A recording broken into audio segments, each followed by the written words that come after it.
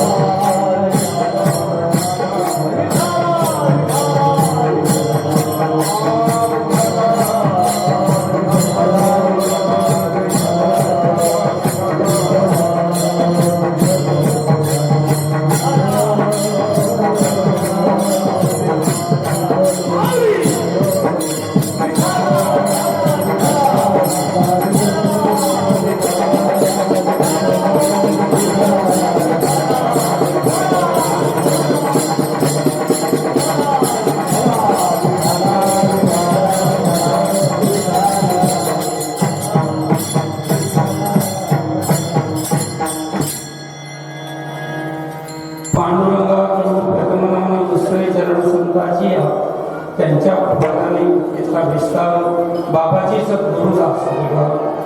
ओम नमो ज्ञानेश्वरा करुणाकरा दयाळा तुमचा अनुग्रह करो पावन जातो जगाचे जयांचे केले स्मरण होय सकळ विद्येचे अधिकरण त्याची म्हणतो श्री गुरुचे नमस्कार. मनोजव माम तुले वेनो जितेंद्रिय बुद्धिराम वरिष्ठम वातात्मजवान मुख्यम श्रीराम दूतं शरणं प्रपद्ये. या देवी सर्वभूतेषु शक्तिरूपेण संस्थिता नमस्तस्यै नमस्तस्यै नमस्तस्यै नमो नमः. या देवी सर्वभूतेषु कार्यरूपेण संस्थिता नमस्तस्यै नमस्तस्यै नमस्तस्यै नमो नमः. या देवी सर्वभूतेषु शान्तिरूपेण संस्थिता नमस्तस्यै नमस्तस्यै नमस्तस्यै नमो नमः. माझ्या विठोबाचा कैसा प्रेम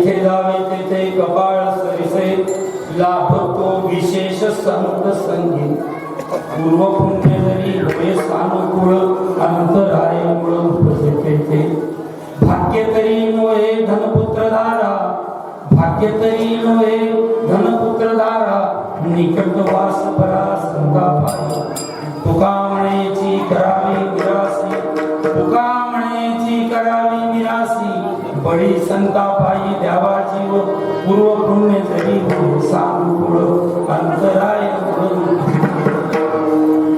प्रस्तुत कीर्तन सेवेकरिता घेतलेला अभंग जगद्गुरु जगद्वंदनीय भक्तीचे जिव्हाळे नवे नवे भक्तीची परिपूर्ण सेवा ज्यांच्यामध्ये सामूहिक असे असणारे माझे जिव्हाळ्याचे संत श्रेष्ठ तुकोबाराय यांचा 4 चरणाचा अभंग असून जीवनाचं मूल्य जीवाला कुठे सुख मिळेल जीव कुठे देवा देव प्राप्ती करता जीवाची भरपूर वाट पडते आमचे तुकोबाराय सांगतात जीवाला जर सुख पाहिजे असेल तर बस केवळ संतांचं सानिध्य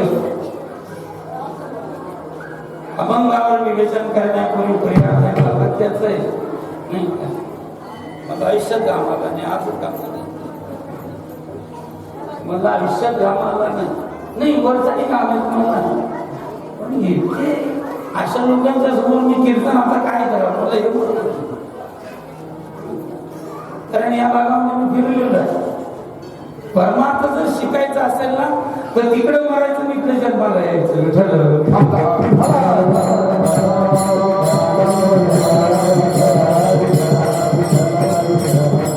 आणि दुसरं असं म्हणतात आजचं कीर्तन कोणाच्या दरबारात आहे आता हे म्हणजे पणजोबा लागतात का खापर पणजोबा लागतात आपले गुरु माऊली माऊलींचे गुरु निवृत्तीनाथ त्यांचे गैरीनाथ चाललं पुढे माझाही कुठं जाईल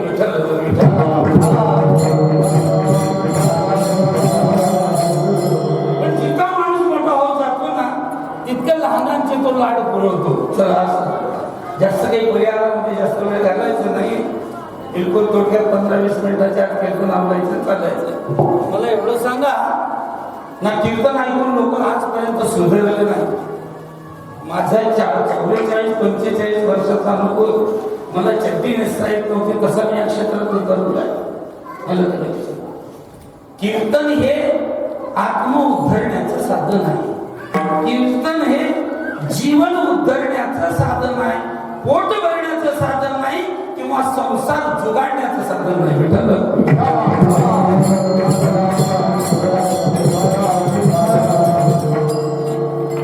कथा ही आई आहे कीर्तन ही आई आहे कीर्तन कथा ही आई आहे आणि जो कथा कीर्तन विकून पैसे कमवतो तो आईची भाड खाल्ल्याचं पाप आहे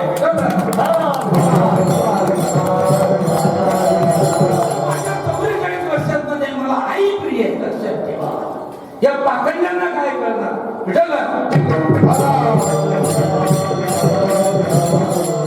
मी कीर्तन करून पोट नाही भरत पण पोट भरून कीर्तन करतो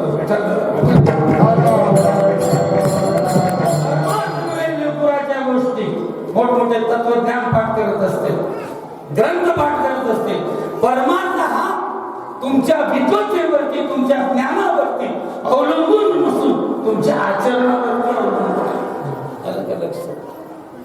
या मूर्खांना कळलं नाही कथेचा विक्रम अतिशय गमन कुठे गेले विचारला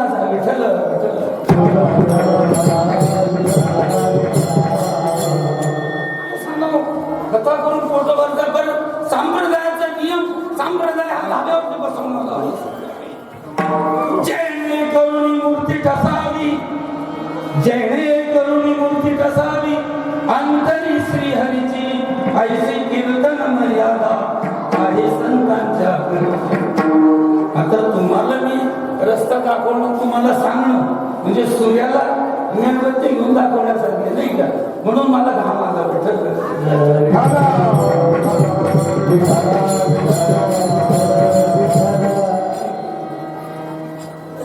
ना मला परदेशामध्ये काही घाम येत नाही माझं फिरणं काही एवढं तेवढं नाही पृथ्वी तर भरपूर आपण निदान तेवढी तर फिरली पाहिजे कुठे नेऊन ठेवला परमार्थ भक्ती विरहित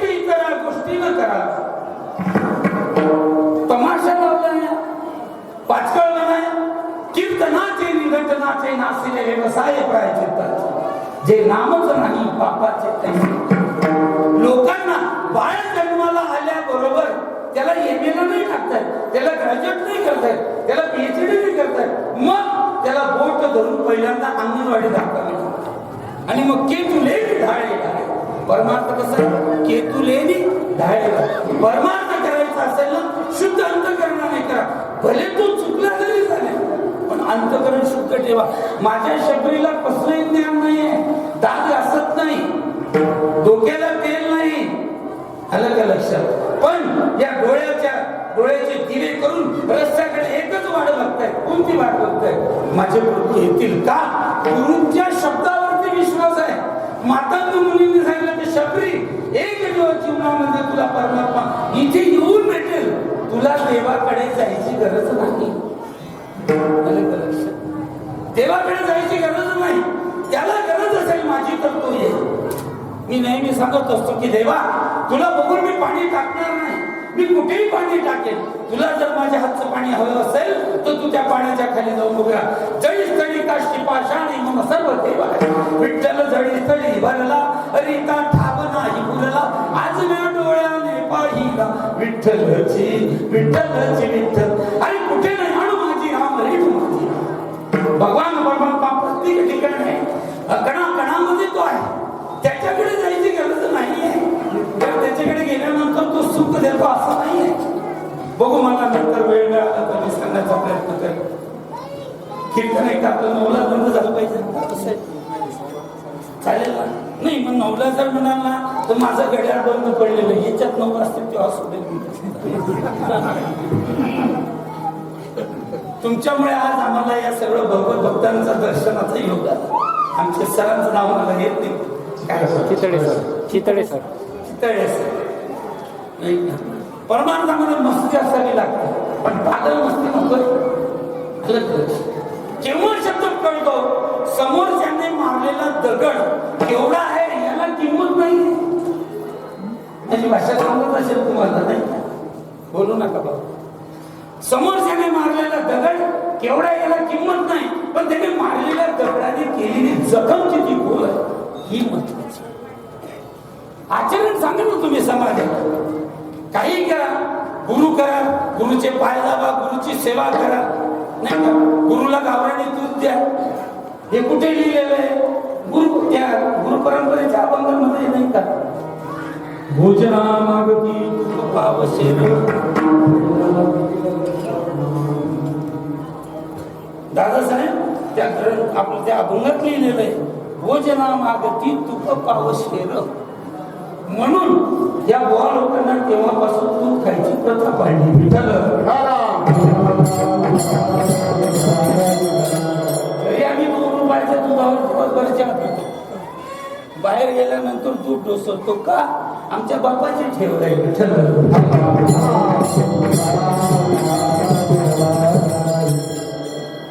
अरे जेथे कीर्तन करावे तेथे अन्न काय पाण्याचा थेंब सुद्धा पिऊ नये तर कीर्तन करा. तुम्हाला कोणी सांगितलं? कोणी दिला आहे का? याचं त्याचं युट्यूब मधून याचे दोन दृष्टांत, याचे 2 दृष्टांत, याच्या कीर्तनाचं गोचक, त्याच्या कीर्तनाचं गोचक. लोकांना काहीतरी सांगायचं, चाटा मारायचा, बांधायचा, भेटान मारायचा, चाटा नाही. काय यांच्याजवळ काय? अरे तुमचं मूल्य तुम्हाला जर माझं मूल्य मला कळत नाही तर मी तुम्हाला काय सांगणार? माझं मूल्य मला कळत नाही तर मी तुम्हाला काय सांगणार? परवाच्या दिवशी आमच्या जळगावला एक नागा माणूस आला, अंगावरती कपडे नव्हते आणि एक लंगोटी घातलेला रस्त्याने जात असताना त्याने त्याला पाहिलं त्या नागड्याला. तो म्हणले काय काही लाज वाटते की तुला आया बहिणी राहतात? तू काही जंगलामध्ये नाहीये, साधू जरी असेल तपस्वी जरी असेल पण तू कोणत्या ठिकाणी आहे? परिस्थितीचं जर तुला भान नसेल तर तू काय कामाचा? तू वस्तीमध्ये आलेला आहे. वस्तीमध्ये बाया माणसं असतात आणि एक लक्षात ठेव, वस्ती सोडून इज्जत नसते पण वस्तीला इज्जत असते, सांभाळावी लागते, टिकवावी लागते. लाज वाटली पाहिजे तुला असं नागडा उघडा फिरतो तर म्हणे गरीबाला काय काहीच नाहीये, कोणी कपडाही देत नाही. तो लंगोटवाला म्हणतो धारी माझी लंगोट येईल तुला. तू तुझी दांगोड देतोय हे तुम्ही नागडं शिरले काय यांचं पोटासाठी केले सोम आणि कशाचा पांडुरंग आहे कशाचा पांडुरंग काय सांगावं पाकिट फाडतात आता माझ्याकडची भाषा सर तुम्हाला कळणार नाही आमच्याकडे पाकिट फाडतात आणि पैसे काढतात 4,000 5,000 असतात त्याच्यात तो काय सांगतो लोकांना मी का 5,000चा ऐका आमच्याकडे एक म्हणे फक्त 12चा ऐकलेला आहे आम्ही विठ्ठल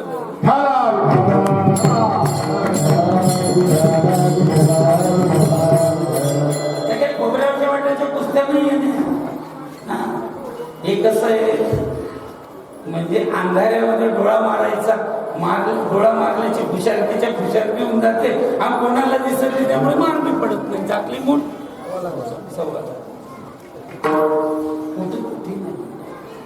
जीवनाचं मूल्य सांगतो मी तुम्हाला आधी हे कळलं एक कबीर महाराजांचं भजन आहे मी घ्यायला नको पण घेऊन जातो केव्हा फलित होतं एक लक्षात ठेवा बाया नवऱ्याला मानत नाही अंगुलीचे पाय लागत बसतात भाई मी 1.25 रुपया दान केला अरे गुरु क्या करते यार कुत्ते भी गुरु करते काय नकटा गुरु नकटा चेला दोघींचा बोध वाया गेला गुरु कणाला म्हणतात ज्याने शिष्य केलं असेल ना तो त्याच्या तत्वाने नाही झाला गोरक्षणला त्यांनी सांगितलं होतं जा भिक्षा मागू ना भिक्षा आणलेली आहे सर्वांना माहिती आहे पण मी काय सांगतो ते नीट लक्ष द्या आणि आज गोरोबा काकांची पुण्यतिथी पण आपण केरलाच होतो मागच्या वेळेला नाही गोरोबा काकांच्या चाटीने संत सांगितले कोण संत आहे कोण गोरोबा काकांनी नाही सांगितले एवढीशी चाटी होती ती लाकडाची संतांनी हातात लाकूड धरलं त्याच्यात एवढी पावर आली की खरा संत कोण पाखंडी कोण हे ते लाकूड सांगत होतं नीट लक्षात त्यांच्या हातात लाकूड आल्यानंतर लाकूड मध्ये एवढी पावर आली गोरक्षनाथांना सांगितलं की भिक्षा घेऊन आले भिक्षा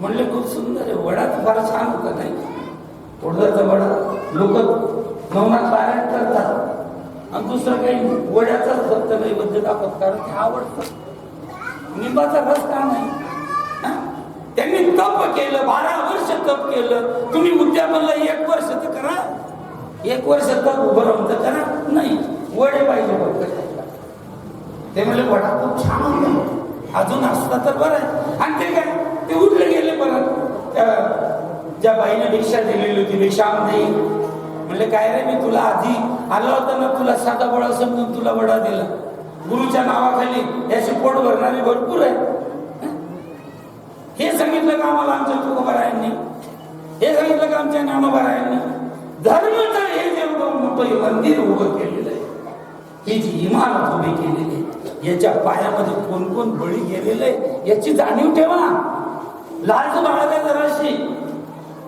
कर्तव्याने घडवतो माणूस जाणून पुरुषार्थ कर्तव्य कुठली तरी असली पाहिजे काय केलं माझ्या तुकोबांनी घोड्यावरती बसून सावकारी करणारे बाबा जाळून संसार बैसलो संसाराच्या नावे घालून या शून्य पुण्य धर्म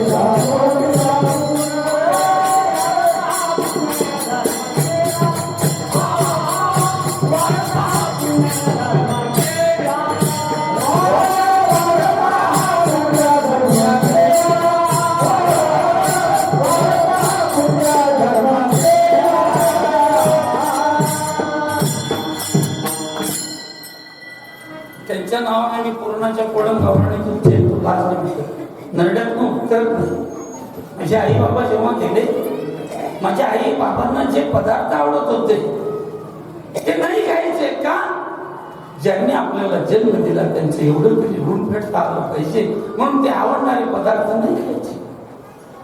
माझ्या ज्ञानोबांना कोण होते ते काय नाही केलं असतं करील ते काय हे महाराज तरी काय नाही. एक चालता सहज चालताना सर विचारलं इकडे, कारण का विचारतो मी, माझी भाषा लोकांना कळत नाही म्हणून. तर म्हणजे माझं कळतं का नाही बोललं त्याच्याकरता मी विचारतो. एक सांगू माझ्या मुक्ताई साहेब जर नसत्या तरी ज्ञानेश्वरी तुम्हा आपल्याच्या हातामध्ये आली नसती.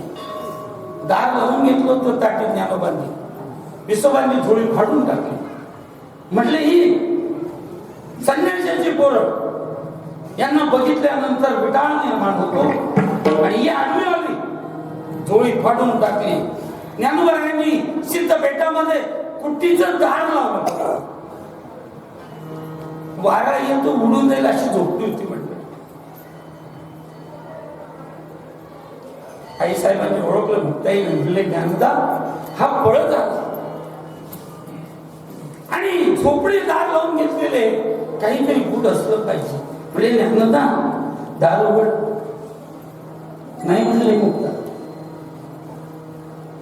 माझं तोड मी जगाला दाखवणार नाही. जगाचं तोड मला बघायचं नाही असं नाही, संतांची भाषा शब्द आपल्याला समजणे एवढी नाही का.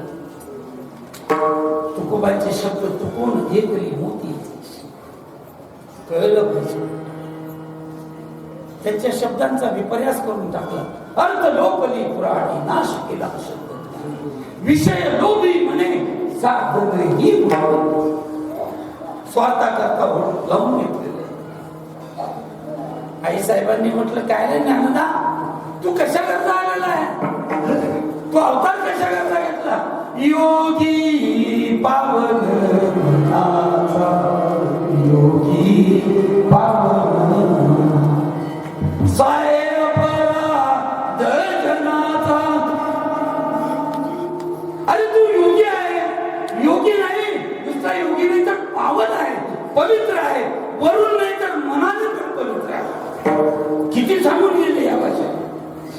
योगी होणं हा पवित्र असला पाहिजे, आतून बाहेरून पण असला पाहिजे. योगी पावन मनाचा सारे अपराध जनाचा, विश्वरागे झाले बनी संती सुखे वाले. जर का मुक्ताईने जर दार उघडवलं नसतं ही ज्ञानेश्वरी मिळाली नसती. उपकार आपल्यावरती मुक्ताईंचे. माझा विषय भरकटत नाही चालला थोडस, मी परत येतो मूळ मुद्दा. जाऊ द्या, बाकीच आपल्याला काही करायचं नाही. किती जरी ब्रह्मज्ञान जरी आपण किती मिळवलं तरी काय उपयोग होणार नाही. मला तुमच्यावर ते हॅमरिंग झालेले आजपर्यंत मानसशास्त्रात आधार जाऊ दे. गोरक्षनाथांच्या साईडला जा थोडे घेऊन. ते बाई म्हणले मला माहिती आहे तुम्ही लोक, तुम्हाला एकदा दिलं ना तुमचं मन नाही भरत. तुला गुरुला वडे द्यायचे आहेत का तुला, मग गुरुवरचे निश्चित प्रेम आहे तुझं म्हणे हो, मग डोळा काढून तुमच्या गुरुसाठी द्यावर तुम्ही डोळा द्याल का. तुम्ही गुरुचा डोळा काढून आणा, तुमचा डोळा म्हणते ना. डोळा काढला, सर्व झाकून गेले. म्हणलं नाही खाणार. हे का म्हणलं, अहो म्हणले ती जरा खाणार टाकते, मला दाखव. नाही दाखव. बघितलं तर डोळा नाही. कुठलाही गुरु आपल्या शिष्याला अपंग करत नाही. याच्यातून एक मोठं तत्व सांगून जातो. गुरु हा शिष्याच्या दृष्टीने त्याला जग बघू देत नाही. गुरु हा त्याची दृष्टी नष्ट करून आपली दृष्टी त्याला देतो आणि गुरु आपल्या दृष्टीने त्याला विश्व दाखवतो.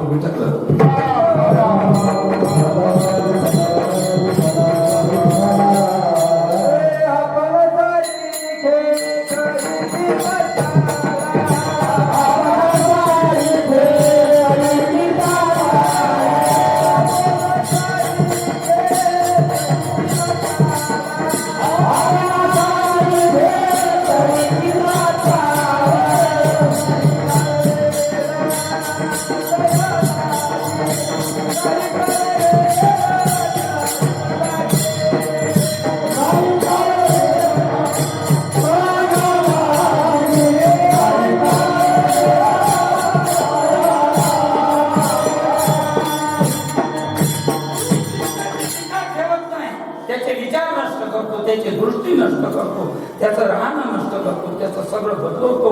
आणि गुरु आपली दृष्टी, आपले विचार, आपलं राहणं हे सर्व गुरु देत असतो. एक लव्याचा अंगठा नाही कापला. एक लक्षात ठेव, अंगठा म्हणजे मी आहे, माझ्याशिवाय तुझं जीवन जगणार नाही. हे तत्व त्या एक लव्याच्या अंगठ्याच्या रूपातून सांगून दिलेलं. कळतं काय आम्हाला? आम्हाला 12 घरचे गुटके खातात, बुद्धी बी तशी झुंजलेली नाही. म्हणजे ते काय सांगतात आपल्याला हे कळतच नाही. कुठल्या कुठे गोष्टात अरे स्वामी काज गुरु भक्ती पितृवचने सेवा होती याची विष्णूची महापूजा अनुभव. स्वामी काज प्रत्येक जीवाचं एक महत्वाचं आहे. आपल्या मालकाची सेवा करणे ही देवपूजा आहे. गुरुची सेवा करणे ही देवपूजा आहे. हा परमार्थ आहे, शुद्ध भक्ती आहे. पितृवचने, बापाचा शब्द न बोलणे हे मुलाचं कर्तव्य आहे. हा एक परमार्थ आहे. सेवापती, नवऱ्याची सेवा करणं हे आद्य कर्तव्य आहे. त्याच्या व्यतिरिक्त तिला कोणताच देव नाही. हे जर नाही केलं आणि ती मोठ्या महादेवावर पाणी जरी टाकत असली तरी ती काही कामाची नाही. आपणही पावसा गणगोळी 8 दिवसाला लावत असू, इथे इथे इथे इथे पुरा बुरा होऊन जातो तो. ज्याचे घेतले त्याचे दिल्याने एक शब्द खराब बोलत ना. याला जिथे पाणी मी तिथे थोडा विठ्ठल.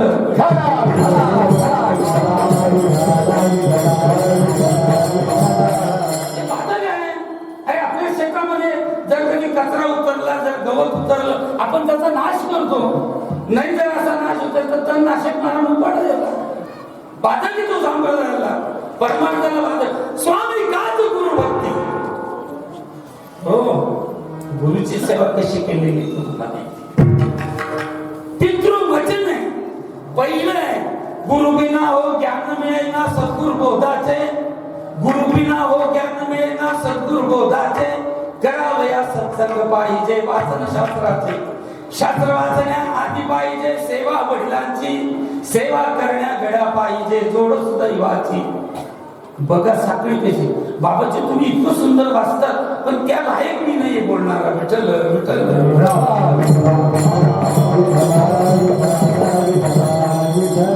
मला काल सूर येत नाही, मी काय गातो हे कळे ना. आणि राग आळवतो ना, त्यांनी बर्फाची कडे टाकावं लागतात फक्त, बस. जाऊ दे तो विषय. मला काय सांगायचंय, गुरु बिना ज्ञान नाही. मग गुरु मिळण्याकरता सत्संग आणि शास्त्राचं वाचन पाहिजे. सत्संग आणि शास्त्राचं वाचन निर्माण होण्याकरता, पुण्य कमवण्यापाहिजे सेवा वडिलांची पाहिजे. आधी सेवा वडिलांची केली. आई वडिलांची सेवा करणं म्हणजे काय, त्यांचा कुठलाही शब्द त्यांनी जरी चुकीचं जरी सांगितलं तरी ते मान्य करून त्याप्रमाणे चालू. तुम्ही म्हणाल बाबा तुम्ही भयंकर जाड बोलताय. हो, मी तुम्हाला उदाहरण देतो. चांगली वडिलांची सेवा किती केली पाहिजे. परस्त्री चोरून नेणं किंवा परस्त्री अत्याचार करणं हे चांगलं आहे का तुमच्याकडे? वाईट आहे ना तुमच्याकडे? असं आमच्याकडे म्हणजे चोरी करणं पाप. तुमच्याकडे, आमच्याकडे असं आपली शेती सोडून दुसऱ्याचा बाण करून करून शेती वाढवणं हे पुण्य आहे. तुमच्याकडे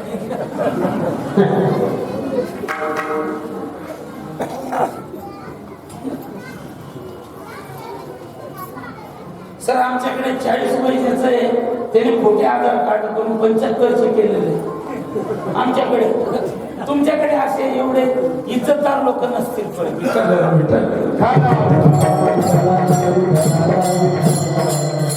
आमच्याकडे सर रेशन सकाळी येतं, फुकट मध्ये मिळतं. आमच्याकडे सकाळी रेशन घेतात आणि दुपारी 12 वाजता एक गाडी येते गावात, तिला मी फुकतात.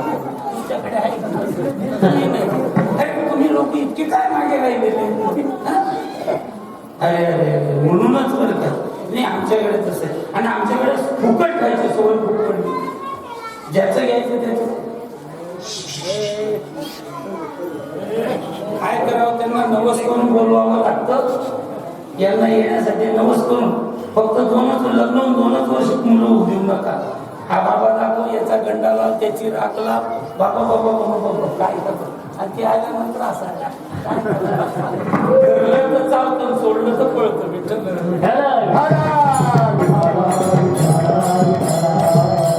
परस्त्रीवरती अत्याचार हे कृत्य चांगलं आहे नाही, नीट ऐकायचं. तुम्ही सांगाल तेव्हा मी कीर्तन बंद करेन. रावणाने जगन्माता सीतेला घेऊन गेला. नीट ऐकायचं. रावणाने जगन्माता सीतेला चोरण्याकरता साधूचं रूप धरलं. दुसरं रूप नाही घेतलं, ते साधूचं रूप घेतलं. साधूचं रूप का घेतलं सांगेल तुम्हाला कोणी? या विश्वाचा फक्त साधू रूपावरती विश्वास आहे. या जगाचा, या विश्वाचा कोणत्या रूपावर विश्वास आहे? आणि या साधू रूपामध्ये एक पाखंडी घुसलेले आहे. म्हणून साधूची नकळे दुर्जनांची बुद्धी. सध्या तो वारकऱ्यांच्या देशात चोर घुसलेले. आमचं काम आहे करणे पाखंड करणे. आम्ही त्याच्यासाठी जन्माला आलेलो. भाकरी तोडायला नाही आलो. एवढं जाऊ द्या. जय हनुमान ज्ञान गुण सागर जय कपीस तिहुरो पूजा राम दूत कुलित बल धामा अंजनी पुत्र पवन सुत. आद्य कीर्तनकार म्हणजे माझे हनुमंतराय. आद्य रामायण माझ्या हनुमंतरायाने लिहिलं. वाल्मिकींचं नाही, माझ्या हनुमंतांनी नकाने रामायण लिहिलं. आद्य व्याकरणकार, आद्य शास्त्रकार, आद्य नीतिमूल्य जे काही असेल, नवविधा भक्तीच्या पलीकडची 10वी आत्मसमर्पण ही माझ्या हनुमंताने केली. एवढी बलबुद्धीचा दाता असणारे हनुमंतरा लक्ष्मणाला शक्ती लागली आणि द्रोणागिरी घ्यायला ज्यावेळेला चालले होते त्यावेळेला रावणाने कालनेमीला साधू म्हणून आणि सूर्योदयाच्या आत हनुमंताला थांबण्यासाठी तो एक कपट रचलेला होता. एवढे मोठे बलबुद्धीचे हनुमंतरा, पण त्या साधूच्या रूपात तो पाखंडी कालनेमी लपलेला आहे हे माझ्या हनुमंतांना कळलं नाही. तुम्ही आपण की झाड की पत्ती विठ्ठल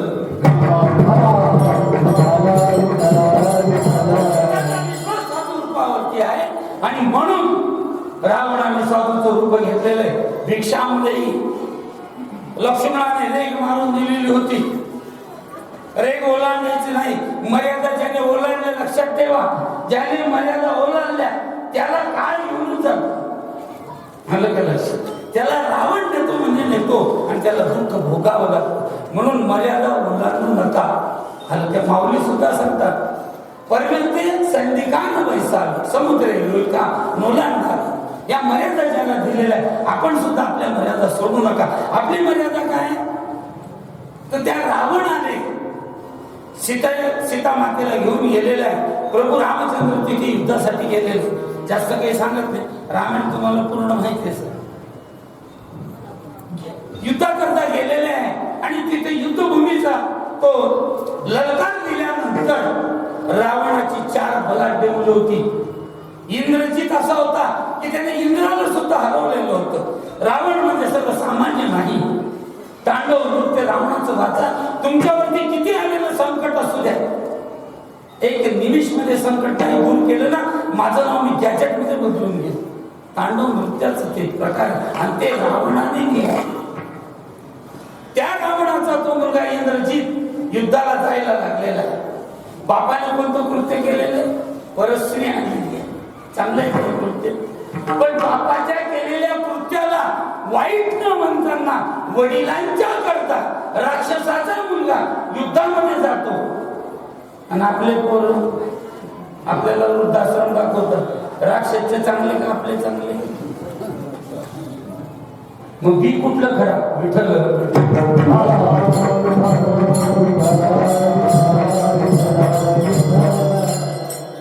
एक छोटं उदाहरण सांगतो. आमच्या परिवारामध्ये एक मी माऊली परिवार आहे आमचा. ज्याला जीव तोडून समाजाची सेवा करायची त्याने माझ्याकडे यायचं. हे गुरु बिरूचे लाड भेट काय तुम्हाला जे वाटत असेल आम्हा लोकांना किंमत नाही. इथे तुम्ही किती शांततेने, माझी बायको मला पाणी देत नाही तुम्हाला माहिती.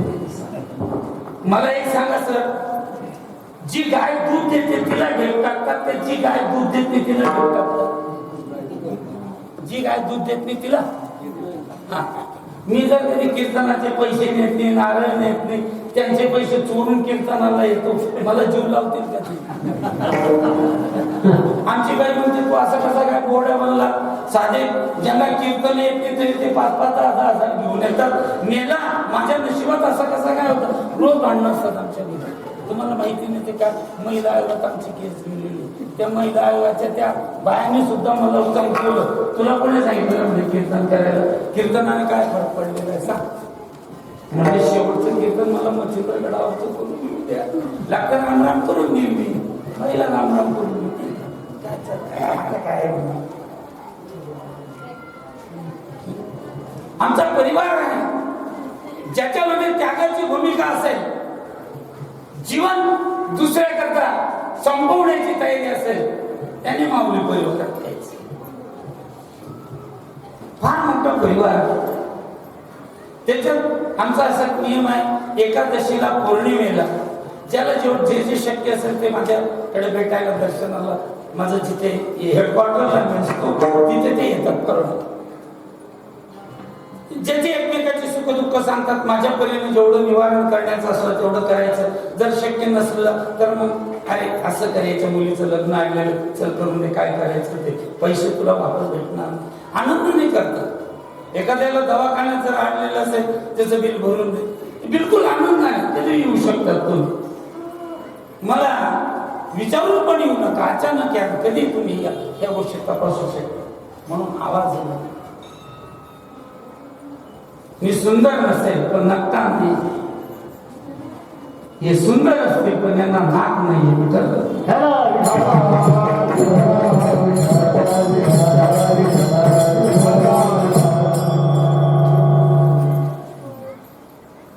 गरीब व्यक्ती साल म्हणजे दुसऱ्याची ताबेदारी करणारा त्याला सालदार म्हणतात आमच्याकडे. इकडे मी तसंच आहे का? मग सालदार होता तो. आणि एक गोष्ट लक्षात ठेवा, जिथे जखम झालेली असेल ना तिथे धक्का लागतो. जिथे जखम असेल ना तिथे धक्का, दुःखात दुःख, दुःखात दुःख, दुःखात दुःख वाढत असत. परमात्मा फार मोठा कठीण आहे, किती सांभाळून चालत पण तिथं दुःख. नेमकं दुसऱ्याचं सालदारकी करणारा 2-2.5 वर्षाचा मुलगा, त्याच्यात त्याचं कुटुंब वाढत. मला म्हणे अण्णा काय करायचं? म्हणजे बघ बाबा मी काय सांगणार या बाबतीत. पण समजा तू मेला असता तर तुझ्या पत्नीने दुसरं लग्न केलं नसतं. म्हणे नसतं केलं. जमाना हा बदलला नाही, आपली दृष्टी बदलली. काय सांगावं, 40-50 वर्षापूर्वी या बाबांच्या लहानपणाच्या वेळेची गोष्ट. म्हातारा माणूस 5-50 फूट पुढे चालायचा आणि त्याची पत्नी आजी ही मागे चालायची. त्याची पत्नी आजी. आता दोघांमध्ये अंतर असायचं, आता खेटून चालतात. तेव्हा तसं नव्हतं. नवरा पुढे 15 फूट बाई मागे राहायची. बाबाला सहज विचारलं, काय बाबा तुम्ही इतके पुढे आलेले आहे, कमीत कमी आजी 50 पावलं मागे आहे.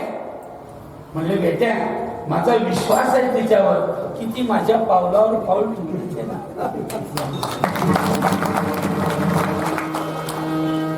माझा विश्वास आहे. आता हातात हात धरलेली सटून पडून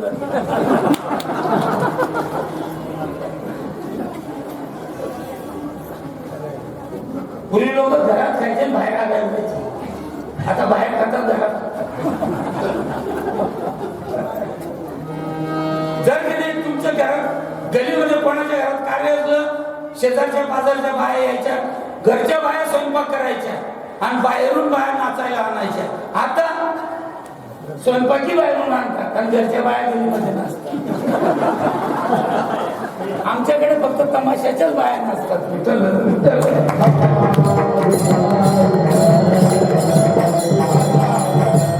हे सांगू का, श्री हे लक्ष्मीचं रूप आहे, श्री शक्तीचं रूप आहे, श्री शांतीचं रूप आहे. विश्व केंद्र जर कधी असेल तर श्री आहे. यत्र नारीस्तु पूजन्ते रमते तत्र देवता. स्त्रीचा सन्मान झाला पाहिजे, स्त्रीचा आदर केला पाहिजे, स्त्रीची निंदा नालस्ती नाही केली पाहिजे, स्त्रीची टिंगल नाही केली पाहिजे, स्त्रीचं विडंबन नाही केलं पाहिजे. ज्या दिवशी या गोष्टी घडतील ना, हे जग त्याच दिवशी नाश होईल. आणि आजचा काळ काय काय राहिलेलं आहे आजचा काळ? कोण म्हणतो मुलींची संख्या कमी? माझ्या असिस्टंटांनी मला रिपोर्ट दिले होते, जनगणना जी जाई होती तर काही एवढा फार मोठा रेशो फरक पडत नाही सर, काही एवढा विशेष नव्हता. पण भावना विचार केली खराब होऊन चालली. मुलगी द्यायची तर फक्त एकटा नवरा पाहिजे बस, सासू नको सासू नको. आता एक कायदा काढायचा आहे 6 महिन्यानंतर. मुलीचं आणि मुलाचं लग्न झालं की त्याच मंडपात मुलाच्या आई वडिलांना फाशी द्यायची.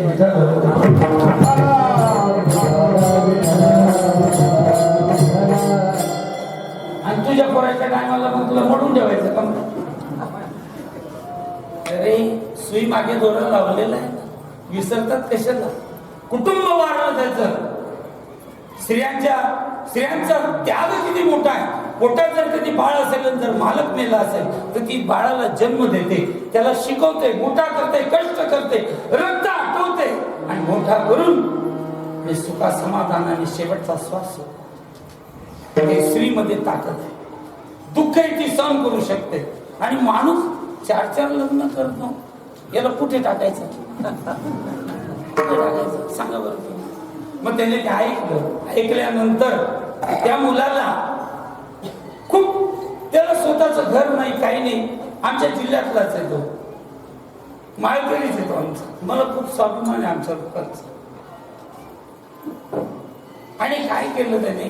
तो मुलगा वडिलांची जाणीव घेऊन शिक्षण करायचा, माळकरी पोरगा, एकादशी धरायचा, रोज आई वडिलांच्या पाय पडायचा. मला म्हणायचं, अण्णा हरिपाठ मी पण पाठ करू का? बाळा हरिपाठ म्हणायची वेळ अजून पुढे आहे तुझी, तू फक्त आई वडिलांच्या पाया पडतो, दुसरं काही करू. आणि उलट उत्तर देऊन, विष जरी तुझ्या हातामध्ये ठेवलं, राक्षसांची पोरं त्यांच्या करता मरतात, मग आपण करायला काय हरकत? आपला भक्त काही एवढा राक्षस नाही. कितीतरी 4-5 आठ नाही का, 2-4 रुपयाचा सट्टा खेळणारा, 2-4 पिढ्या फुटणारा, एवढंच दुसरं काय.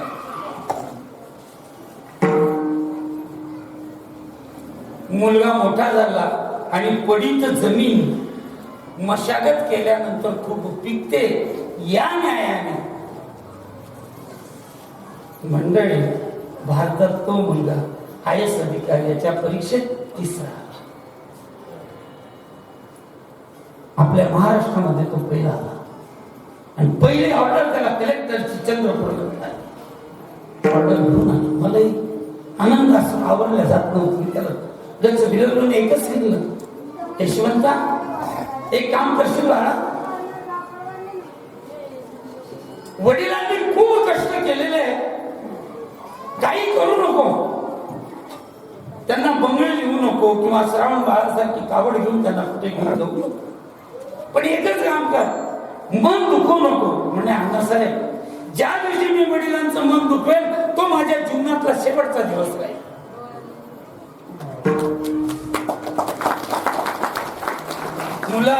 तो मुलगा वडिलांच्या चंद्रपूरला घेऊन गेला.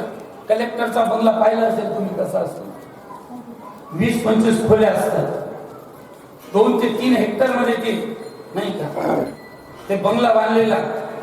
60-70 पोलीस तिथे. नुसता कलेक्टर ब्रश घेऊन जरी बाहेर निघाला तरी ते तंगड उठत असतात, संडासला विचारला तरी. आमच्या कॅबिन मध्ये यायला लोक घाबरत होते, सर चिठ्ठी द्यायची, भेटायचं का नाही भेटायचं. म्हणून मला वाटलं तर मी बोलवायचो, नाही तर बस 1-1.5 तास बाहेर वाट बघायचं असं. आणि तो बाबा म्हणायचं काय, आपण 2च जण आणि आपल्याला एवढे, ज्याला तालुका माहिती नाही, जिल्हा माहिती नाही, ज्याला मालकाच्या घरा व्यतिरिक्त घर केवढं असतं हे माहिती नाही, आणि 22-25 खोल्यांच्या बंगल्यामध्ये तो म्हणला तू आणि आपण जाऊ, आपल्याला एवढं घर घ्यायची गरज काय? म्हणजे बाबा हे सरकारने दिलं मला. म्हणे असं का? म्हणे मला तशीच नोकरी लागली. म्हणे काय आहे तू नोकरीला? म्हणे ती तुम्हाला माहिती नाही तर सांगू उपयोग नाही. म्हणे तू तुझे ज्या ठिकाणी तू नोकरी करतो त्या ऑफिस मला सकाळी या, सकाळी घेऊन जातो. काय आली तिला लाल दिवा, 2 कमांडो, दरवाजा उघडायला यायचं. तो म्हातारा म्हणायचा असा करतो काय हा कोणत्या नोकरीला लागलेला आहे?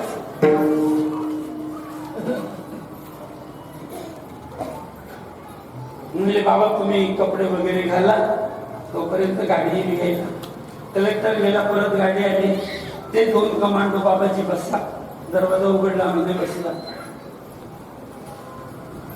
मुलांना, अशाच मुलांना जन्म द्यावा, मी तो वाण लक्षात ठेव. काही कामाचे नाही. बापाच्या नावाला जर कायमा लावत असतील, पट्टा लावत असतील, अशी मुलं नाही.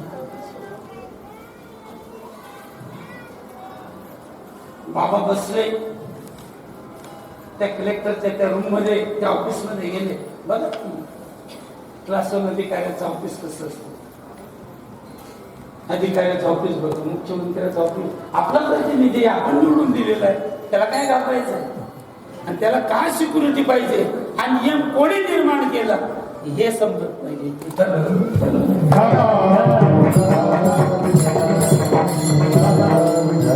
पाण्याच्या टाकीवरती गाढव चढलं सर, सगळं गाव गाढव चढलं. एक सुज्ञ बाबा होते, ते म्हणले जाऊ द्या, गाढव तरी पाण्याच्या टाकीवर चढणार नाही, याला कोणी चढवलं याचा विचार.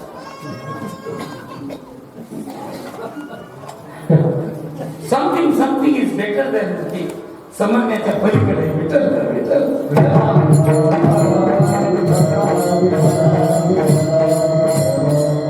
मला काय म्हणायचं होतं, आणि ते बाबा गेले. कलेक्टर उठून उभा राहिला, वडिलांना नमस्कार केला आणि बसायला खूण केली. बसले, कलेक्टरही बसला. आणि ते बाबा बघता एकदम डोळ्यात पाणी आलं. आनंदाचे अश्रू हे थंड असतात, दुःखाचे अश्रू हे उष्ण असतात.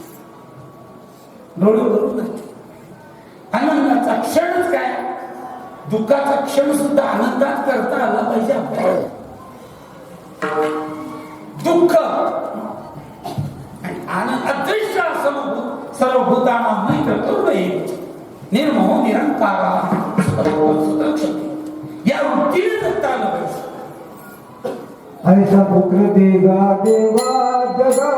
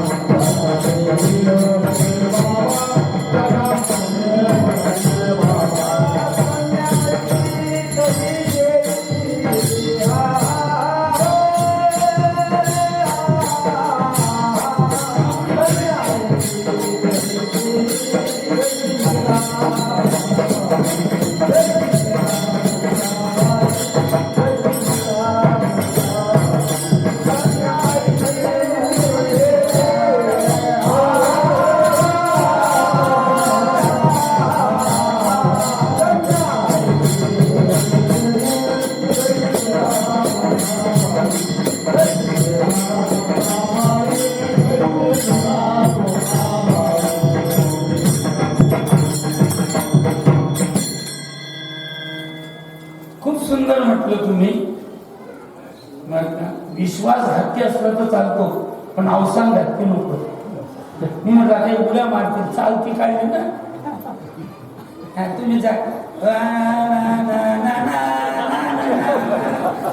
करण्याची बात तोंडी ठेसाई अगार. मला खूप आनंद वाटलं, पूजू जरा माझे पाय भरून आलेले. मी बोलून तुम्हाला, अरे चालती लावली ना. अरे काय माणसं तुम्ही, लंगोट बांधला ना मग पळतात कशाला. तुटेपर्यंत कुस्ती खेळा विठ्ठल.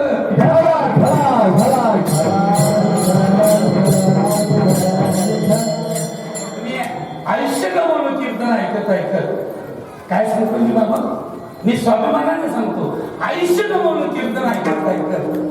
पण आजचं कीर्तन तुमच्या जीवनातलं पहिलं आणि शेवटचं आहे.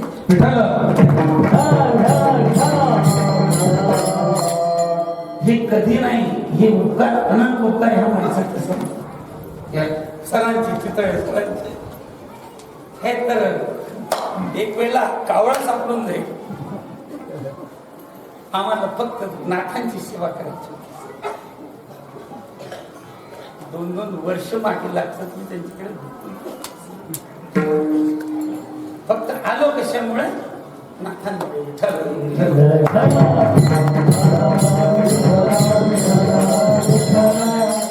स्वतःचं काही तसं काही नाही, काहीतरी थोडासा जाहिरात करावी लागते.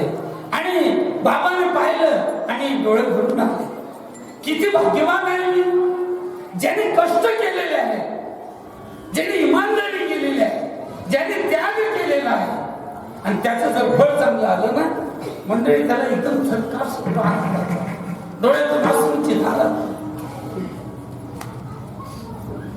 मनात म्हणायला लागलं मी किती भाग्यवान आहे, किती थोर आहे, माझ्यासारखा एवढा भाग्यवान या जगात कोणीच नसेल. आणि बस म्हणजे बाळा मला घरी जायची परवानगी देतो का? म्हणजे हो बाबा तुम्हाला पटेल तेव्हा जाऊ शकतात, मी कोण? आणि म्हणून नीट ऐकायचंय बरं का. आणि म्हणून ते बाबा कलेक्टर असलेल्या मुलाच्या जवळ गेले, त्या मुलाच्या खांद्यावरती हात ठेवला आणि म्हणले बाळा एक विचारतो तुला, खरंच सांग या क्षणाला जगातला सगळ्यात भाग्यवान कर्तृत्ववान थोर पुरुष कोण आहे? तो मुलगा म्हणाला मी. वडिलांच्या हृदयाला तलवारीने कापल्यासारखं दुःख झालं. म्हणजे याने नीट ऐकलं नसेल. पुन्हा बाबाने, कारण आयुष्यातला रक्ताचा थेंब ना थेंब मुलाच्या सुखासाठी जाणार होता. दुःखांच्यावरती पुन्हा हात ठेवून सांगितलं बाळा खरं सांग या जगातला थोर आणि कर्तृत्ववान भाग्यवान पुरुष कोण? म्हणजे सांगितलं ना बाबा तुम्हाला की मी.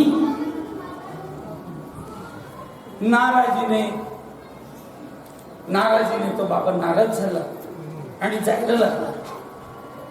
मनुष्य परिस्थिती बदलली की मनुष्य बदलतो हे मी ऐकून होतो, पण आजच मला उत्तर मिळालं की माझा मुलगा काय खायची अनन्य दशा होती, आज कलेक्टर झाल्याबरोबर म्हणतो की मी. वडिलांना खूप दुःख झालं. असं थोडं पुढे 5-50 पावलं पुढे चालत होते. कलेक्टर मुलगा वडिलांच्या मागे मागे येत. वडील जे जे करते या नाम धर्म ती वडिलांच्या पावलावर पाऊल ठेवून तोही हळूहळू येत होता. राहायला गेलं नाही. वडिलांनी वळून मागे बघितलं, म्हणले काय परत विचारावं असं वाटलं. पण ज्याने केलेलं आहे ना त्याला जर अपयश आलं तर त्याला झोप नाही लागत, त्याला अन्न जात नाही, झोप लागत नाही. म्हणले बाळा खरंच सांग जगातला कर्तृत्ववान भाग्यवान थोर पुरुष कोण? म्हणे बाबा तुम्ही. म्हणे आज सावरगावला राहत होता का काय पहिलं?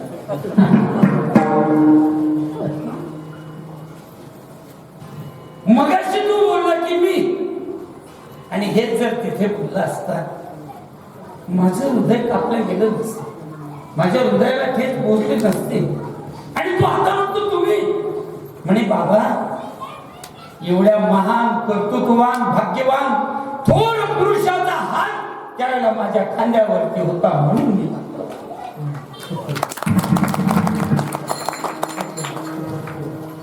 म्हणून मी मोठा होतो. आता तो हात नाही म्हणून तुम्ही. असं प्रत्येकाला जर वाटत असेल तर जगातला थोर मीच आहे असं जर वाटत असेल तर आई वडिलांचा हात, आई वडिलांचं छायाचित्र हे तुमच्या पाठीशी सदैव असू द्या. त्यांना उलट उत्तर देऊ नका. तुम्हाला काहीच करायची गरज नाही.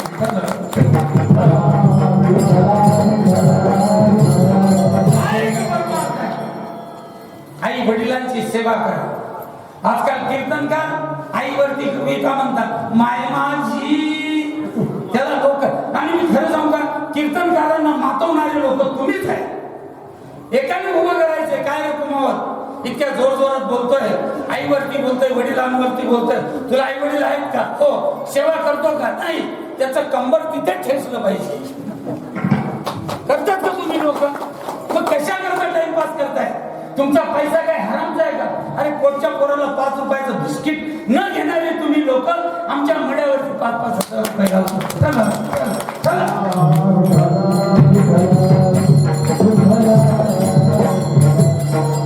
आई वडील होते सेवा केली आहे का? नाही. पण तुला याच्यावरती बोलायचा अधिकार नाही. मला वेळ कमी आहे. तुम्हाला याच्यावरती मी सविस्तर जरूर सांगितलं असतं. येतो ना घरी या. वाहता वाहता येऊन गेलो.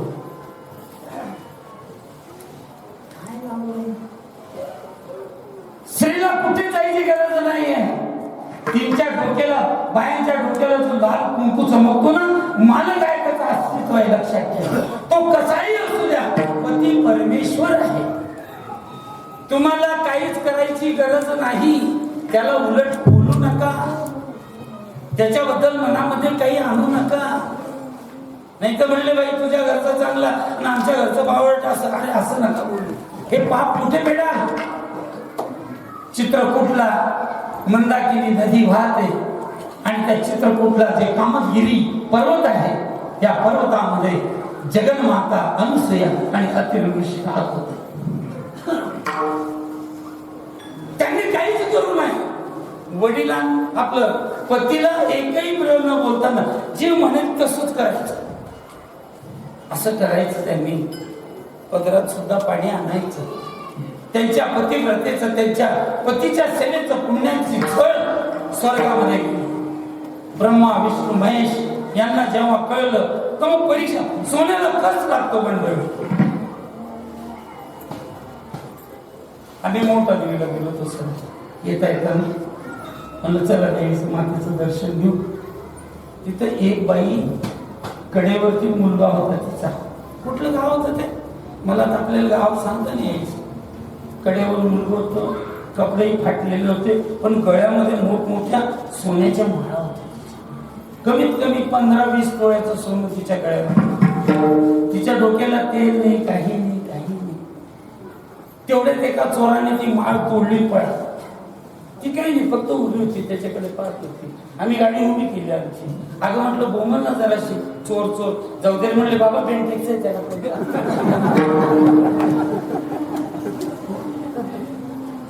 तसंच चालू आहे आजकाल.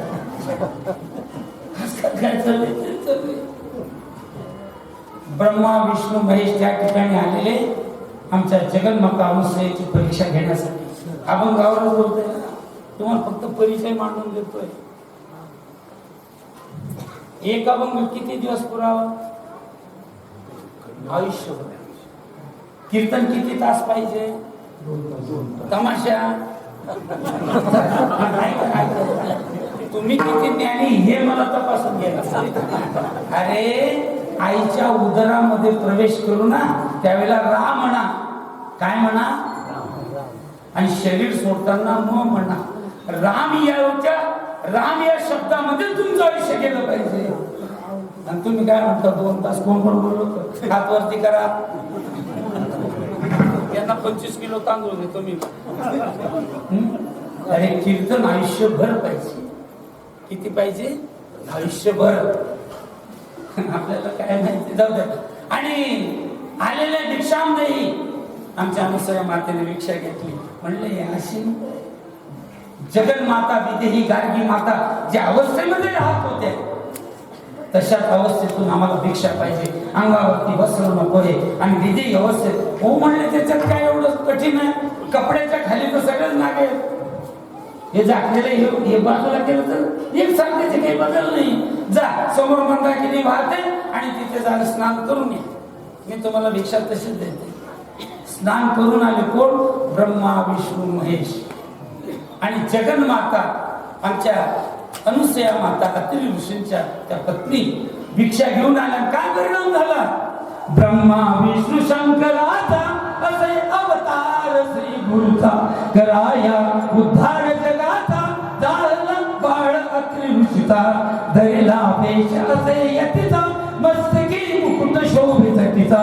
कंठी रुद्राक्ष माळ धरुणी हातामध्ये आयुध भूत धरुणी. तेडे भक्तांचे क्लेश हारुणी तयासी करुणी नमन आदिशमन होय विपुदमन गमन. त्रैलोक्यावरती ओवाळितो प्रेमी अरती. श्री गुरुदत्त राजमूर्ती ओवाळितो प्रेमी अरती. काय झाला परिणाम? पती सेवेचा परिणाम असा झाला. ब्रह्मा विष्णू महेश यांना लहान बाळ करून दत्ताचा जन्म द्यावा लागला. विठ्ठल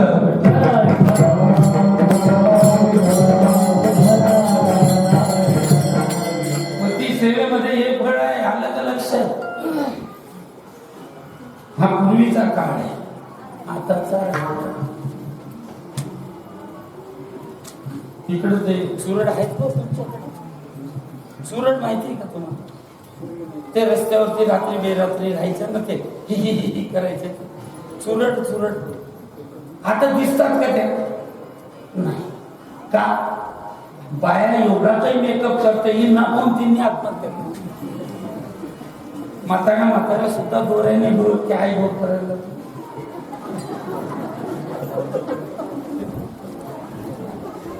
तुम्ही करतात का नाही फेशिया तो साबणाचं पाणी करायचं आणि 3 तास डोकं उचलून ठेवायचं. फेशिया फेशिया म्हणतो काय पोरी काय काय जाऊ दे, माझा विषय सांगते.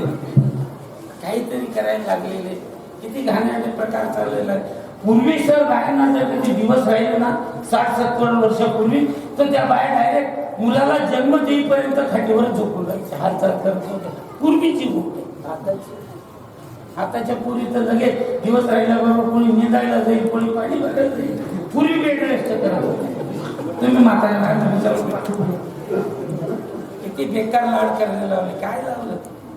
मुलाला चाटायच्या, वासरांना चाटतात त्या गाई. एवढा मोठा ओवा बडीशोप संचळकार खायच्या.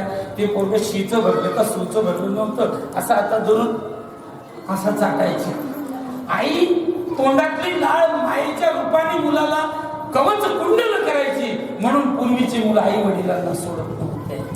आताच सौंदर्य बिघडू नये म्हणून पाळण्यामध्ये टाकून हॅलो हा, मग तो मी म्हणतो हॅलो चल चल. कुठेही जा हे केलं पाहिजे का? लोक अतिशय विचित्र आहेत. लोकांच्या वृत्त्या बदललेल्या आहेत. एक वर्ग असा आहे की तो फक्त अप्पल पोट्याचा आहे, स्वतःच पाहतो. एक वर्ग असा आहे दुसऱ्याचं नुकसान करण्याकरता स्वतःचं नुकसान करून घेतो. एक वर्ग असा आहे स्वतःच्या चांगल्या करता दुसऱ्याचंही चांगलं करतो. आधी दुसऱ्याचं चांगलं करतो आणि मग त्याच्या चांगल्याच्या नादी लागतो. आणि चौथा वर्ग असा आहे फक्त लोकांचं चांगलं करतो. लोकांचं चांगलं करण्याकरता स्वतः बरबाद झाला तरी चालेल, आणि ते म्हणजे फक्त संत. पहिला कोणता आहे? लाडू मानतात ना. मग आपल्या गलीमध्ये गावामध्ये गरीबाचे पोर असतात, त्याला एखादा दिलं तर काय फरक? दिल्याने वाढत असतं नाही, दार लावून लाडू खाऊन घेतो पण देत नाही. हा एक वर्ग अप्पल पोट्या वर्ग असतो. त्याचं पाहतो मै भलावर मेरी बीबी पडली शिरत बाबा. दुसऱ्याचा नाश होण्याकरता स्वतःचा नाश झाला तरी चालेल. तो सरळ चौकामध्ये म्हणतो नाही सर आता तुम्ही मला अजिबात आवरायचं नाही. त्याला बर्बाद करण्याकरता माझी 10 बिघा शेती विकली गेली तरी चालेल, पण मी त्याला बर्बाद करून टाकेल. अशी पण आवडत जगामध्ये आहे. तिसरा का फेड पाप ताप कोकीत तिरीचे पादप समुद्रा जाय आप गंगेची तैसी. नदी समुद्राला, नदीला, नदीचा उगम. आता मी एवढा वेळ घेत नाही, सगळे चुकीचे उत्तर देतात. मला खूप अभिमान आहे. आता नदीचा उगम सांगा बरं कोण आहे? शिकलेल्या मुलांनी सांगा, शिकलेल्या मुलींनी सांगा, PhD झालेल्यांनी सांगा. मी काही शिकलेलो विकलेलो नाही.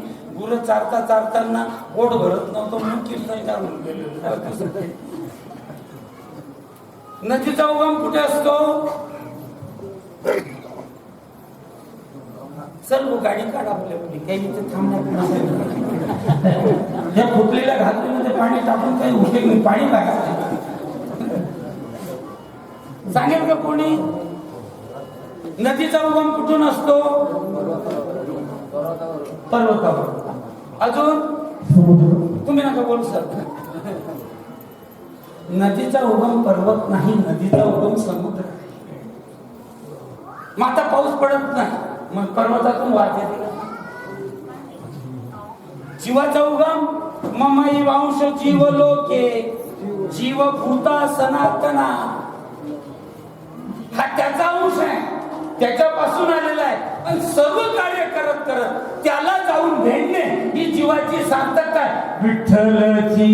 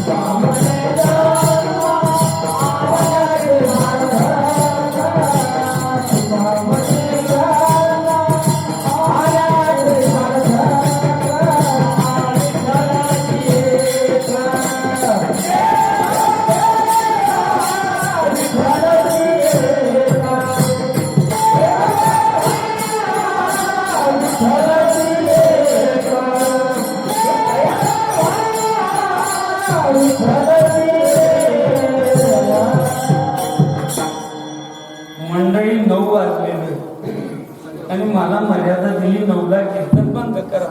आता कुठे आपण अभंगामध्ये शिरतोय तर काय करू सांगा बरं. चालू देऊ का बंद करू? बंद करू चालू देऊ? कामं नाहीत ना तुम्हाला? बरं किती वेळ चालू दे तेवढं सांगा मला पटकन. 9:30 सर 9:30 वाजले की मला सांगा कारण माझी घड्याळ बंद झाली. चला जीवाची सार्थकता जिथून आला त्याला जाऊन मिळणे. विठ्ठलाची एक देखील या तुका आपल्या जन्मात द्यायचे. तसं नदीची सार्थकता नदीचा उगम समुद्र. सर हायर एज्युकेशनची प्रश्न मालिका ही आणि मग ती नदी समुद्राला जात असताना आपल्या काठावरच्या जड जीवांना सुख जीवन देत देत तिची सार्थकता साधते आणि इतरांनाही आनंद देतो. अशा प्रकारची काही लोक असतात की ते स्वतःचंही चांगलं करतात आणि इतरांचंही चांगलं करतात. आणि चौथा वर्ग म्हणजे जाळून संसार वैसवली ते म्हणजे संत दुसऱ्याच्या चांगल्या करतात. तुका म्हणे आता उरलू उपकार करतो. अशा प्रकारातला हा एक वर्ग आहे. मग जर कधी 4 प्रकारचे लोक आहेत मग 4 प्रकार 4 विभागामध्येच वाटले गेली पाहिजे होतं विश्व. एक कसा एक सुख बघतो एक दुःख बघतो. एकाचं दुःख वेगळं तर दुसऱ्याचं वेगळं. कोणाचं दुःख कोणाशी न्यायचं होतं याला कारण का? अभंगाचं जेथे गातो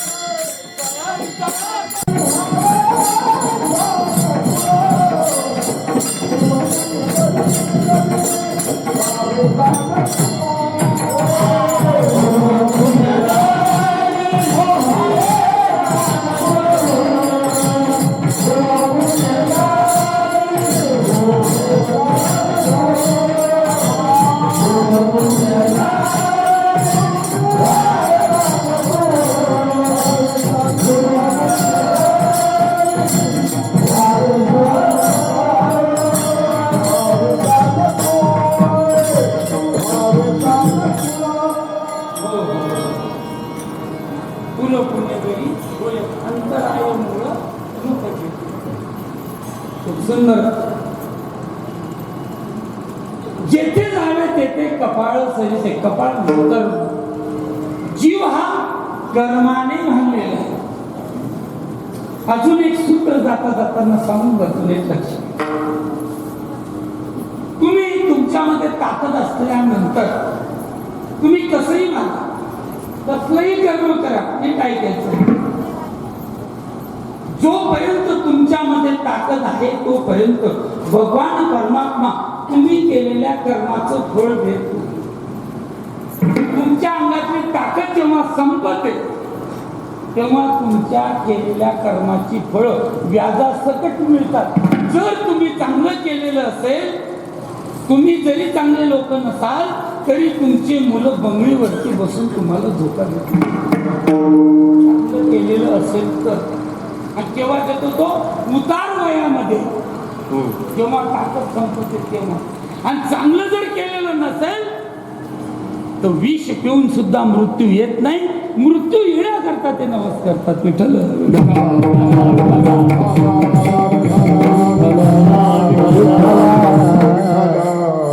काही लोक पाहिले मला म्हणतात, अण्णा अहो मरण आमचं सांगा ना देवाला. मी ते नाही म्हणतो, त्यावेळेला मजा कशी केली. कोणाचे केले कर्म झाले तेची भोगाले. केले कर्म झाले तेची भोगाले. केले कर्म झाले तेची भोगाले. केले कर्म झाले तेची भोगाले.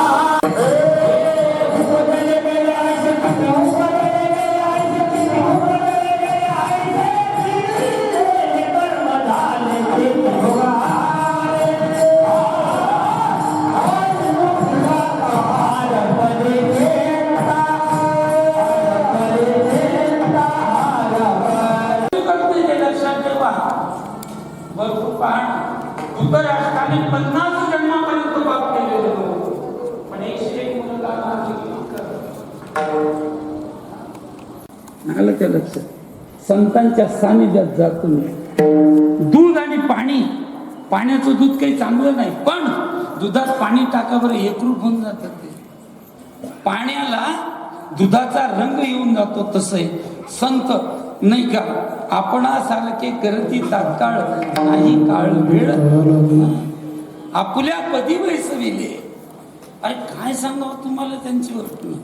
ते स्वतः मोठेपणा घेतच नाही.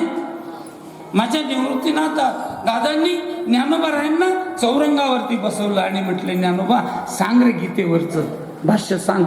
ओम नमो ज्याद्या वेद प्रतिपाद्या जय जय ससंवेद्या आत्मरूपा. काय केवढं थोरपण द्यावं शिष्याला. माझ्या मच्छिंद्रनाथांनी गोरक्षांना केवढं मोठं थोरपण दिलं. स्वतः श्री राज्यामध्ये गेले आणि श्री राज्यातून कुठं चाललं. खूप वाईट वाटतं. असं वाटतं नाही जा. गोरक्षांना मोठेपणा दिलेला आहे. हे माझ्या संप्रदायाचं मोठेपणा देतात. संत कोणतं सुख देतात.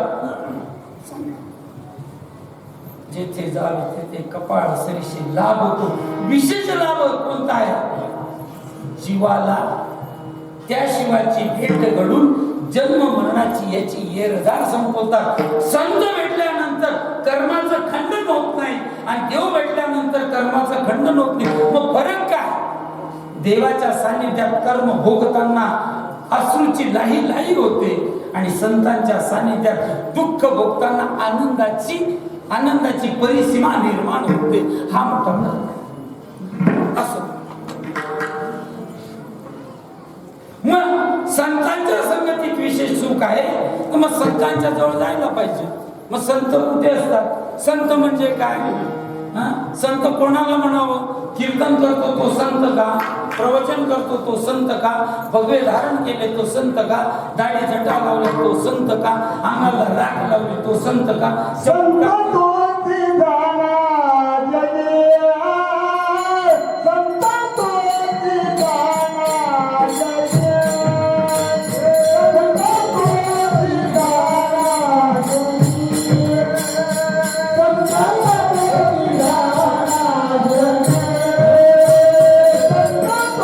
तोची जाणा जगे, संत तोची जाणा जगे, संत तोची जाणा जगे,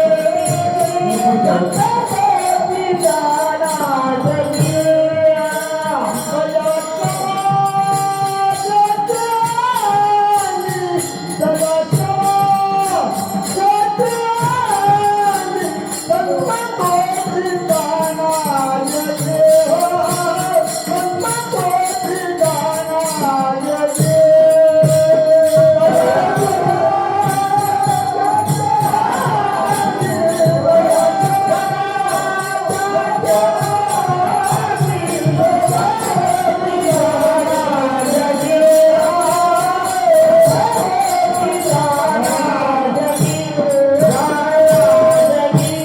जाणा जगे.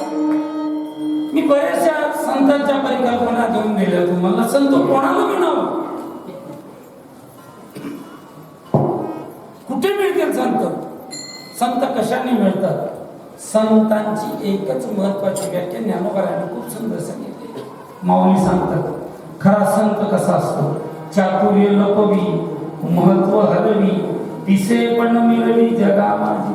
सर्वसामान्यासारख्या येड्यासारखा राहतो आणि काय करतो?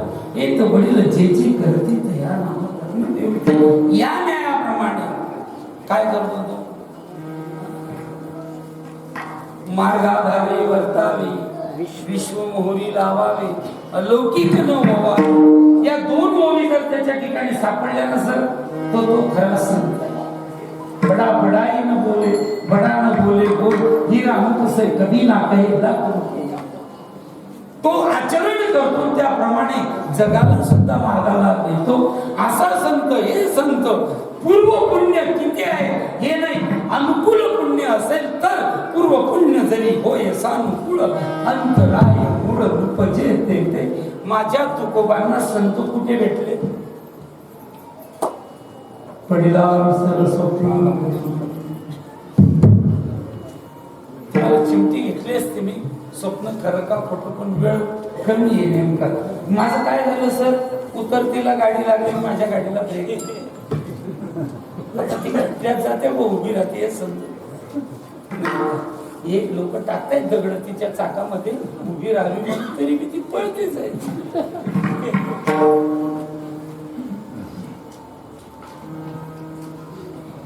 पूर्व पुण्य जरी होय असा अनुकूल जर पुण्य असेल ना तर संत स्वतःहून येतात. संतांच्याकडे जायची गरज नाही. मग तुम्ही म्हणाल संतांसाठी एवढं भाग्य लागतं का? हो, पण तुकोबाराय निषेध करतात. भाग्य तरी नोय धनपुत्र दारा, निकट वास बरा संता नाही. माफ करा मी वेळेच्या अभावी तर तुम्हाला तुमचे चाल दाखवायचे तर दाखवून द्या. नाही मी माझी भाषा आहे.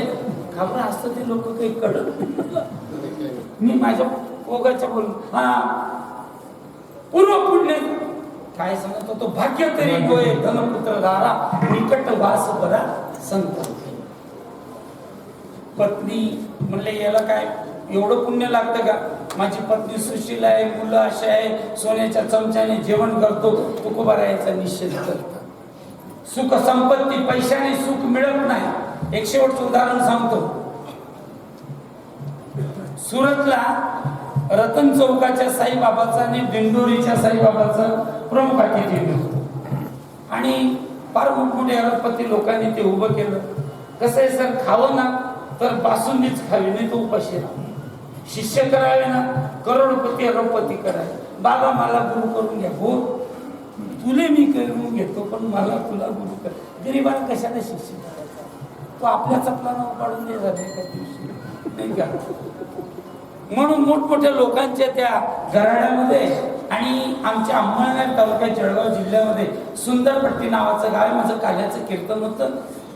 मंडळी शानमध्ये राहायचं एकदम. आलं का लक्षात? एकदम शानमध्ये राहायचं. भले व्याजाचे का काढणे असे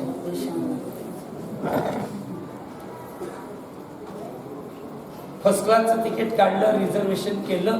सुरतहून रिटर्न तिकीट होतं. अंमळनेरला उतरायचं. तिथे मला गाडी येणार होती घ्यायला. कीर्तन करून 4 वाजता परत आणि रात्रीच्या तिथे सुरतला कीर्तनाला जायचं. मी माझ्या फर्स्ट क्लासच्या डब्यामध्ये बसलेलो होतो. इंडिया टुडेचं मासिक वाचत होतो माझं आणि मी या ड्रेस घालत नाही दिवसात. याची खूप इज्जत करतो. याला डाग नाही पडला पाहिजे याची खूप काळजी करतो. माझा ड्रेस वेगळा, माझी पॅन्ट सदरा वगैरे असं काय, पण हा ड्रेस नाही वापरतो. कारण याला जी पांढरी चकाकी आहे, याचा जो पावित्रपणा आहे, हा पावित्रपणासाठी किती जणांचे बलिदान आहे याची कल्पना नाही. आणि माझ्याकडून ते सण मला सण नाही होत. मला वाटतं काय करावं यांचं असं वाटतं. आणि येत असताना आमच्या गाडीमध्ये एकदम 20-22 वर्षाची सुंदर पोरगी, आमच्या त्या रिझर्वेशन डब्यात एकदम सुंदर मुलगी हो, आणि ती गाणं म्हणत आहे. कामावर जायला आणि उशीर व्हायला बघतो रिक्षावाला न वाट माझी बघतो रिक्षा. आता किती बरोबर वाजवलं तुम्हाला बी आता बरा सुख सापडलं. रामपूर नाही बाबाला असं तुझा लागून या वयात अशी जर दुनियात जगली तर कसं काय पाणी वेळेवर पडेल. एक विनोद. कामावर जायला उशीर व्हायला बघतो रिक्षावाला न वाट माझी बघतो. बरं ती इतकी सुंदर मुलगी होती. मग आम्ही बघू नये का? तुम्ही बघता तर मग आम्ही बघायला पाहिजे की? तुम्ही पिढ्या पेतात आम्ही बी प्यायला पाहिजे का? मला समजा एखाद्या पिढीचे दुष्परिणाम सांगण्यासाठी मला अनुभव घ्यायला लागेल की नाही? तुमच्याकडे दारू नसेल, मग दारूचे दुष्परिणाम सांगण्यासाठी आधी मला प्यावे लागेल कधी? साधा सिद्धांत नसेल तो. मला अनुभव नाही, मग मी कसं काय सांगू तुम्हाला? चला विनोदाचा भाग सोडा. आणि ती मुलगी किती मोकळायची. म्हटलं काय सुंदर मुलगी. मला असं वाटायचं आपण आपलं तोंड काळं केलेलं चांगलं राहिलं असतं. लोक स्वतःच्या हाताने तोंड काळ करायला लागले. अरे लाल टमाटे कधी हिरवे होतील का? कशाला हे टमाटे हिरवे करून राहिलेले आणि असे डुकरासारखे दिसतात ते. अर्धे पांढरे अर्धे काळे अर्धे तपकीर पण विचित्र दिसतात ते. आपल्याकडे नाहीये हे. पाच तिकडचं ऑस्ट्रेलियावर सांगतो. आणि गाणं म्हणताना काय केलं तिने, माझ्या समोर एक व्यापारी बसलेला होता. श्रीमंत होता तो. काय झालं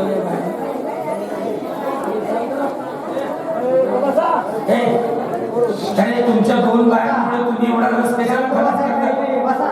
उठून चालायला लागा. अरे तुम्ही घरे शिले नाही तर तिथे बाहेर पण नाही का? कशाला एवढा विचोळ करता? काय तिथे जनावर आहे का? चला मी येतो हातात करून माझ्या खिशात ठेवतो.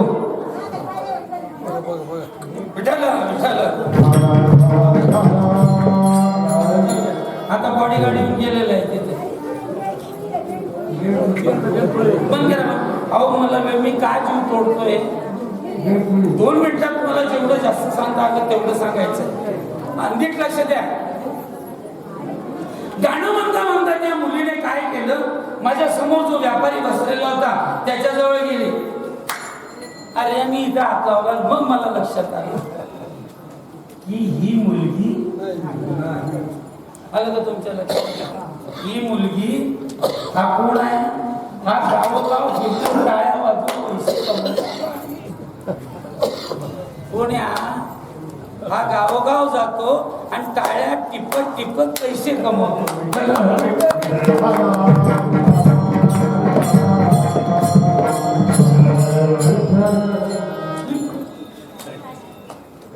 मग मी त्याला जवळ बोलवलं, इकडे मूर्ख कुठला, तुला लाज वाटते का रे? जर का समजा तू असा करतो, रेल्वेमध्ये पळतो, काय तुझा तोल गेला आणि तू मेला तर ठीक आहे, पण तुझे हातपाय जर तुटले तर कोण आहे रे तुला? तुला नवरा नाही ना, बायको नाही, आई नाही ना, बाप नाही, मित्र नाही, कोणीच नाही. तो हे ना का आपलं त्याला किन्नर मुलगा आहे ना तो. मग तुला आहे कोण? रागवलो चांगल्या करता जरूर रागवा, दुसऱ्याला राग आला तरी चांगला, पण जरूर रागवा. ऑपरेशन करतो ना डॉक्टर कचाकच, तो क्यों नाही करत पेशंटची? माझी नाही करते की ज्या वेळेला ऑपरेशन करायचं जर कापतात ते, मी म्हणतो तुम्हाला पाप पडेल, ते म्हणतात आम्ही नरकात गेलो तरी चालेल, पण आम्ही तुमचा रोग काढून टाकतो. आणि मंडळी, मी त्याला जेव्हा बोललो तो माझ्या शेजारी बसलो, कोण? काय कुठून पैसे कमवणारा, लक्षात आलं ना तुम्हा लोकांच्या? तुमच्या लोकांच्या लक्षात आलं येतंय, मला त्यांना देता. प्रत्येक गावाला जायचं, टाळ्या वाजून पैसे कमवायचे.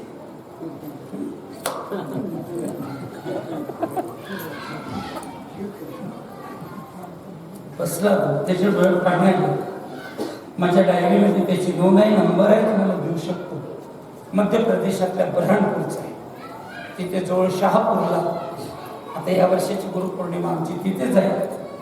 आणि तो कुठेतरी नाव ऐकून होता, माझे पोस्टर वगैरे तिथे बघितलेलं असेल. तो म्हणले सर आपकी आवाज पहचान सी लगती है, अब तो वो साप महाराष्ट्र नहीं है, ते बाकीचं नको. आणि मग त्याने मला काय सांगितलं, माऊलीच्या समोर सांगतो मी तुम्हाला. ओका ते पुरीने मी प्रवास करतो, 6 दिवसाचा रिटर्नचा प्रवास आहे सर तो. ओख्यापासून तर पुरी आणि पुरी ते ओका 6 दिवस रिटर्नचा प्रवास आहे. धाड धाड चालणारी रेल्वे मध्ये कुठे थांबत नाही. आणि तिच्या जवळजवळ फर्स्ट क्लास म्हणजे रिझर्वेशन डबे आहे, त्याच्यातून प्रवास करणारे पैसेवाले लोक आहेत. आणि मी त्या डब्यातून जातो येतो. 6 दिवसाला 1.5 ते 2 लाख रुपये मी कमवतो. या टाळ्यांवर किती पैसे कमवतात हे उठत नाही तुम्हाला. तुम्ही एवढी मेहनत करतात, आहे का 2-1 करोड तुमच्या बँकेत शिल्लक? घाबरू नका, मी नेणार नाही. तुम्हाला लागलं तर या माझ्याकडे, आजी देतो फोटो घरी पुरे म्हणा. आणि त्याला रडू येतं आलं, इतका आम्हा पैसा माझ्याजवळ, नोकर आहे, चाकर आहे, सगळं काही आहे. तर बोले सर पैसों में तो सुख नहीं, हे कोणाला कळलं? पैशात सुख नाही हे कोणाला कळलं? त्याला कळलं, पण धर्म विकणाऱ्यांना कळत नाही.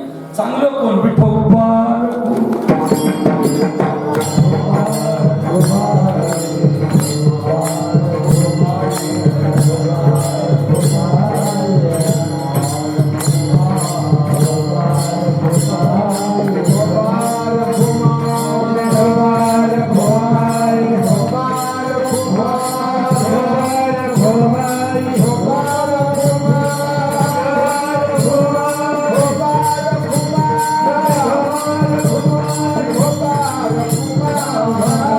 Oh